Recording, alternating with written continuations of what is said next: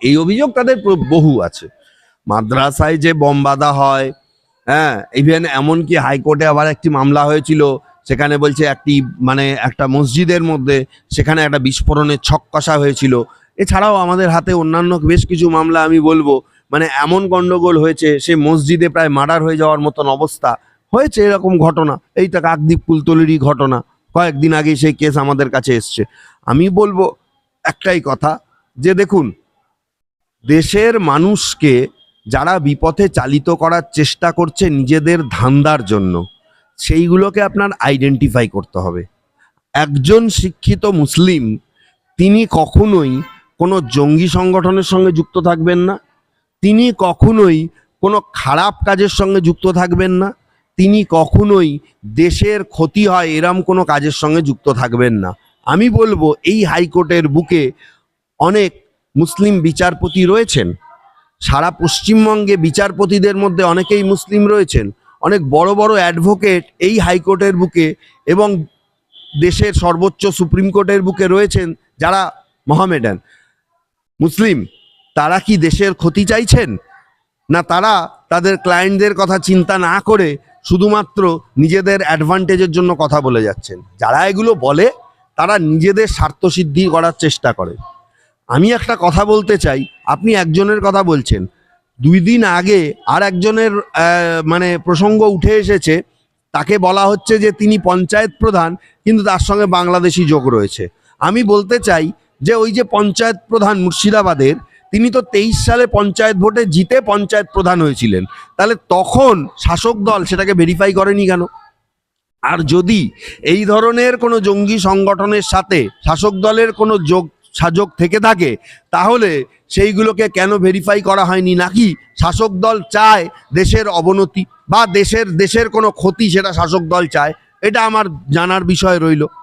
আর একটা ব্যাপার হচ্ছে যে এই মুহূর্তে রাজনীতি না করে আমার মনে হয়েছে যে পশ্চিমবঙ্গের যা পরিস্থিতি, পশ্চিমবঙ্গের পরিস্থিতি আমার যা মনে হয়েছে এখন জম্মু কাশ্মীরের থেকেও খারাপ।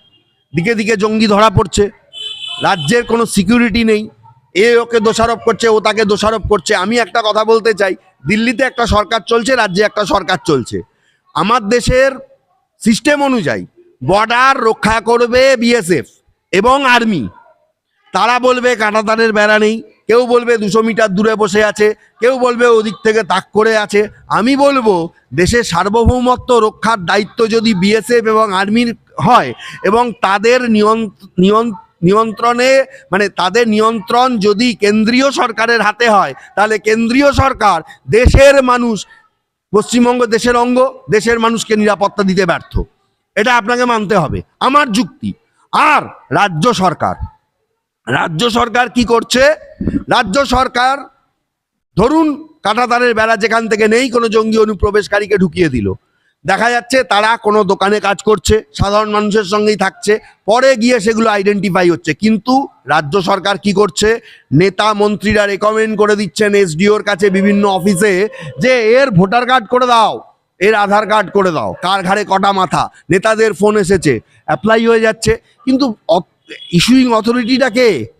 Central, union of India, government of India. কোনো কিছু কি চেক করা হচ্ছে? পাসপোর্ট ছাড়া মানুষ ঢুকে যাচ্ছে, ইস্যুইং অথরিটিকে সেন্ট্রাল। স্টেটের পুলিশ যদি ব্যর্থ হয়, সেন্ট্রালও তার দায়ভার এড়াতে পারে না। কিন্তু আমি বারবার বলবো এটা রাজনীতির সময় নয়।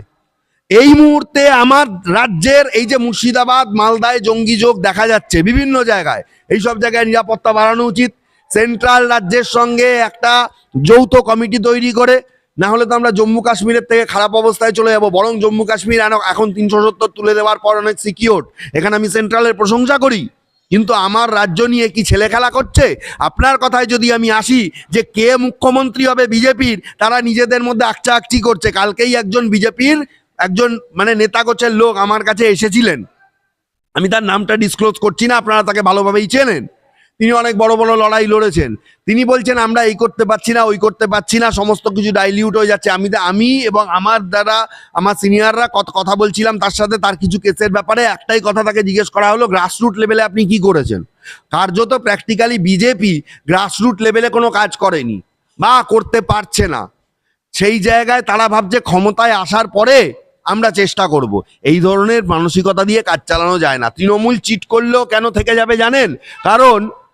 কারণ হচ্ছে যে এই যে ডানা ঝড়টা গেল না, ডানা ঝড়ে দেখা গেছে যে বেশ কিছু ত্রিপল, বেশ কিছু আপনার হচ্ছে যে ওই ত্রাণের সামগ্রী, সেগুলো দ্বারা মানুষকে পাঠানো হয়েছে। সেখানে স্ট্যাম্প মারা আছে আমফান ঝড়ের, স্ট্যাম্প মারা আছে আয়লা ঝড়ের।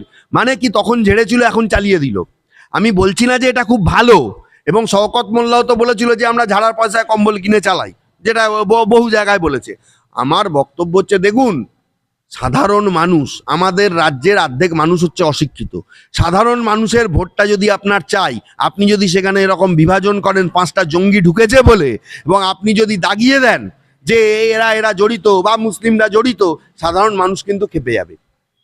কারণ ভোটের ইকুয়েশনে আমি যদি আসি, হিন্দুদের একটা সিপিএমে ভোট রয়েছে, কংগ্রেসে ভোট রয়েছে, তৃণমূলেও ভোট রয়েছে।